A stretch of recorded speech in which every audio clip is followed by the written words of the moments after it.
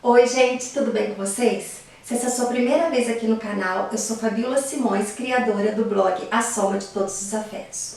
O meu tema hoje é sobre o silêncio.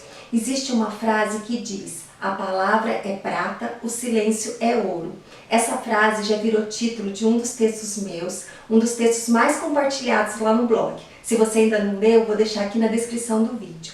E é bem isso, né? A palavra é prata, a palavra ela tem a sua importância. Eu tô aqui falando com vocês, eu escrevo textos e a palavra ela tem a sua importância. Só que de vez em quando o silêncio é ouro. De vez em quando o silêncio é tudo que a gente tem que fazer. De vez em quando ficar quietos é a melhor ação que a gente pode ter, né? Não fazer nada também é uma ação. E lá no blog eu também escrevi um dos meus últimos textos que diz: nem tudo precisa ser dito. Porque nem tudo precisa ser dito, não é? De vez em quando a gente tem que deixar que o tempo cure, que o tempo traga entendimento, que o tempo resolva as coisas. E é sobre isso que eu vou falar aqui hoje. Vamos lá? Eu tenho uma prima, ela escreve também, se chama Carol. E a Carol me ensina muito, apesar de ser mais nova do que eu. E todo ano ela escolhe uma palavra, né, para representar o ano dela. E ela me deu essa ideia. Ano passado eu escolhi a palavra alma para representar o meu ano. E esse ano de 2021 eu escolhi o silêncio. E aí, para representar isso, até comprei, me dei de presente essa camiseta aqui, né? Silencie, né? E aí fala aqui: quando você não tem nada para dizer, não fale, né? Tá em inglês aqui, não sei se tá dando para vocês verem. E eu até postei esses dias nos meus stories lá no Instagram. Se você ainda não me segue no meu Instagram, eu vou deixar aqui embaixo para vocês. E eu decidi escolher essa palavra porque eu acho que quando a gente silencia, não só para os outros, mas a gente procura o silêncio dentro da gente, através da oração, através da meditação, quando a gente procura, esse silêncio ele tem algo a nos dizer, né? Então ele diz o que deve ficar, o que deve permanecer e o que a gente tem que se desapegar, o que a gente tem que deixar para lá.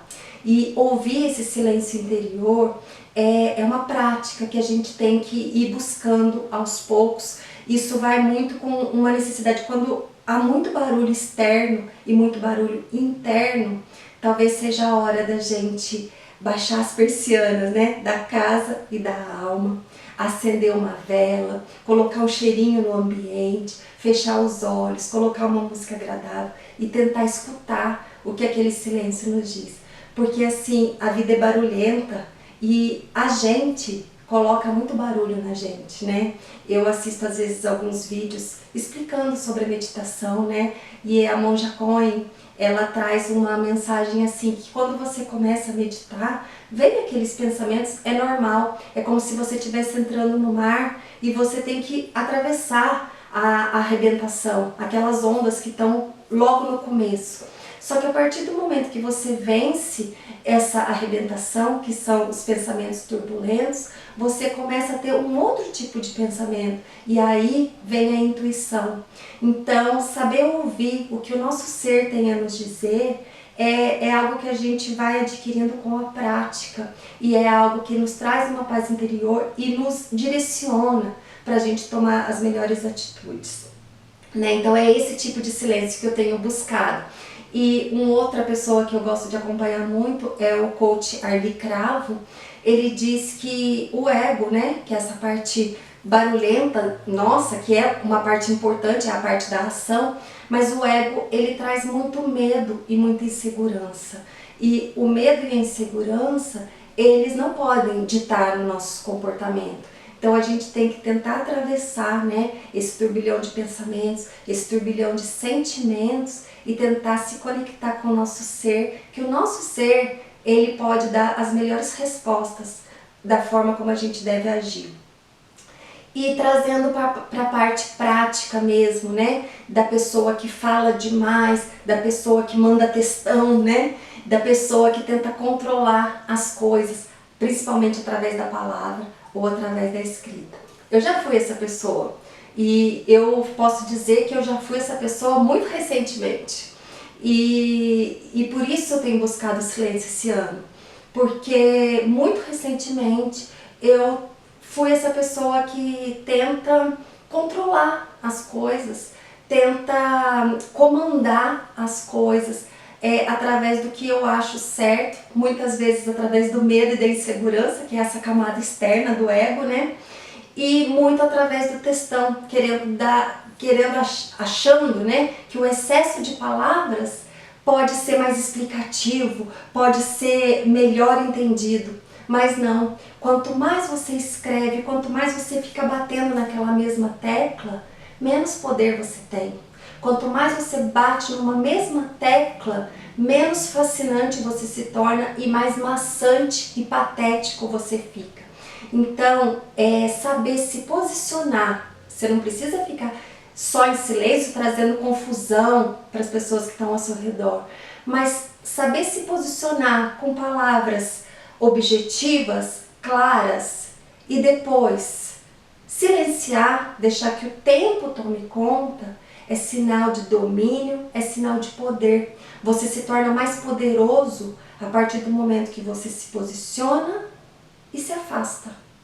Isso sim tem poder. Ou você pode até tentar resolver algo somente com o silêncio, somente com o afastamento, porque talvez você já tenha falado no passado o que você deseja, né? Eu tenho uma frase nesse meu texto que eu disse, a palavra é prata, o silêncio é ouro, que eu digo mais ou menos assim, eu vou ler para vocês. A gente vive certo porque errou um dia e silencia quando entende que todas as palavras foram ditas. Porque de vez em quando, aquilo que conserta é aquilo que cala ou ausenta. O nada que diz tudo. Quando o verbo é equívoco, o silêncio é corretivo. Então, o verbo, a palavra, né? Às vezes é equívoco, é erro, e o silêncio é corretivo. E tem uma outra frase também que fala assim, até um tolo, quando se cala, se torna sábio.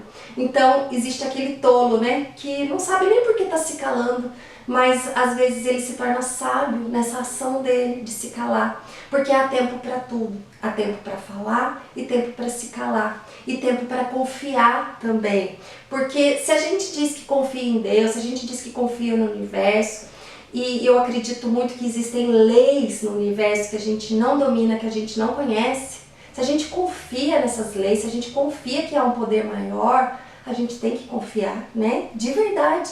Então não é sair resolvendo as coisas, não é sair pegando um telefone, não é sair sendo reativos.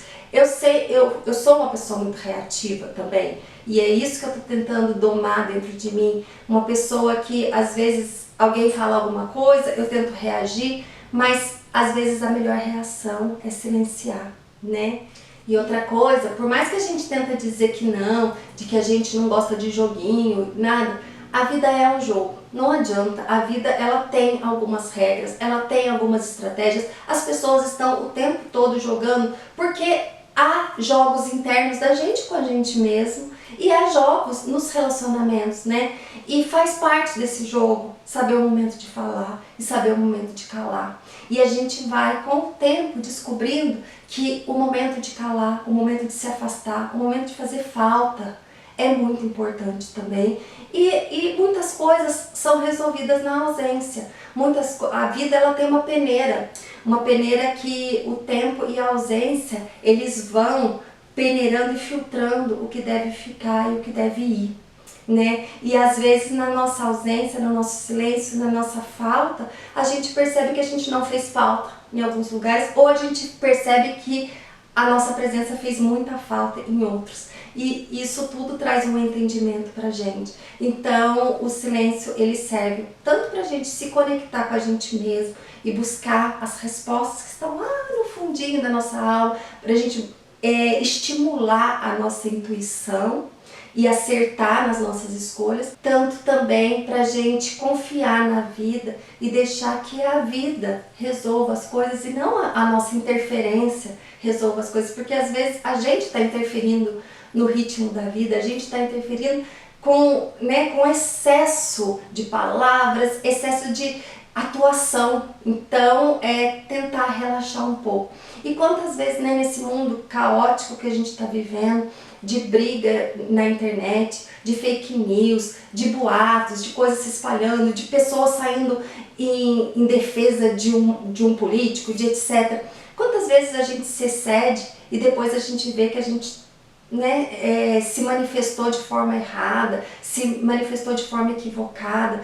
Quantas vidas a gente pode estar alterando, quanto estresse a gente pode estar causando na vida de uma outra pessoa através de palavras mal colocadas, né? Então a gente, de vez em quando a gente tem que ser prudente com o nosso silêncio também, porque muitos maus entendidos nascem de uma língua afiada, muitas confusões, muitos erros e danos permanentes nascem de uma língua afiada. Então a palavra é prata realmente, mas o silêncio é ouro, né? E a minha dica de filme e de livro vai falar justamente disso, do quão danoso pode ser uma palavra mal colocada. Vamos lá? E aí, a minha dica de filme para vocês é um filme que foi baseado nesse livro aqui. O livro se chama Reparação, do escritor inglês Ian McEwan, e o filme se chama Desejo e Reparação. Eu achei esse filme na Amazon Prime, no streaming Amazon Prime. E é um livro e um filme muito interessante. O filme, por incrível que pareça, ele retratou muito bem, é muito bem feito e vale muito a pena também assistir. E esse romance, ele se baseia num mal-entendido que tem consequências trágicas para duas pessoas, para uma família inteira, né? Então a gente vai acompanhar o que acontece a partir de uma palavra maldita, de uma palavra dita de forma leviana, de forma não pensada.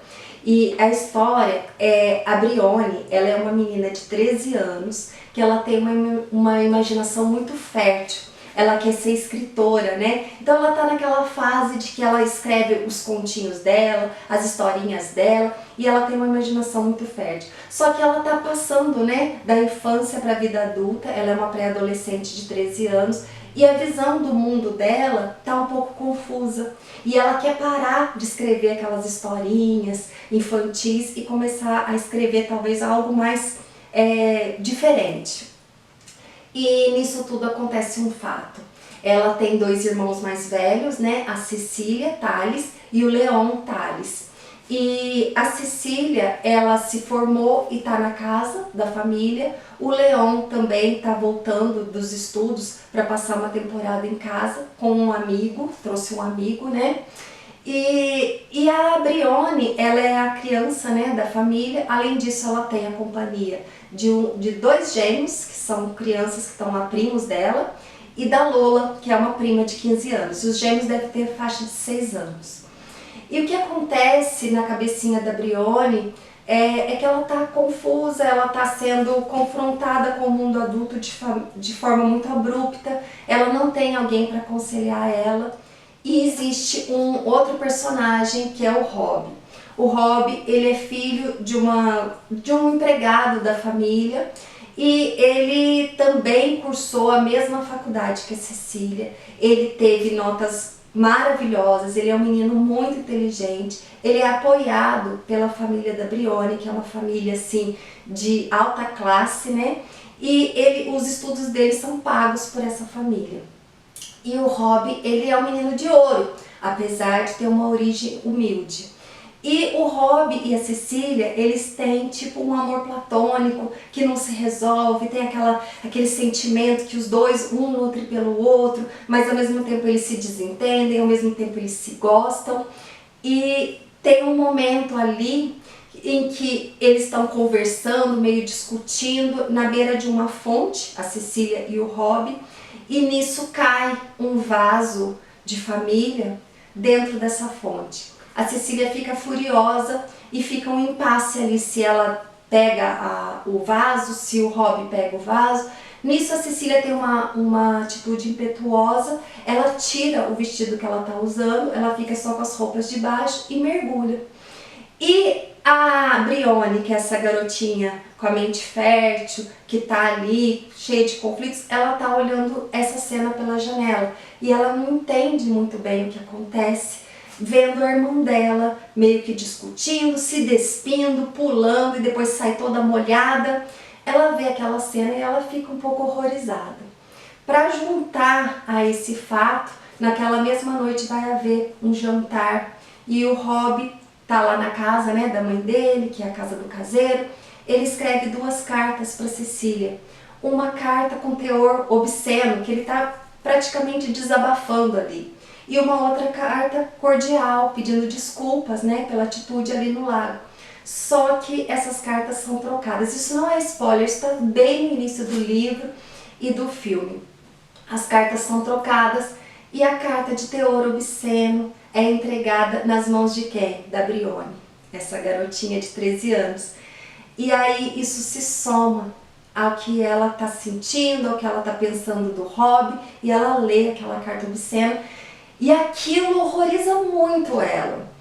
E a partir daí acontecem alguns fatos e isso tudo vai culminando em maus entendidos, e a Brione acusa o Rob de algo que ele não cometeu, de algo muito grave, de algo muito sério, e isso vai comprometer toda a vida da família, toda a vida do Rob, todo o relacionamento do Rob com a Cecília, que poderia ter sido algo e não foi.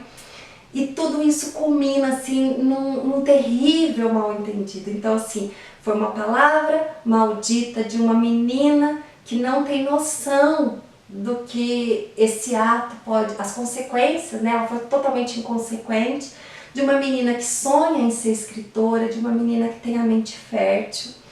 E esse pequeno ato, né, transforma a vida de todo mundo de maneira irreversível.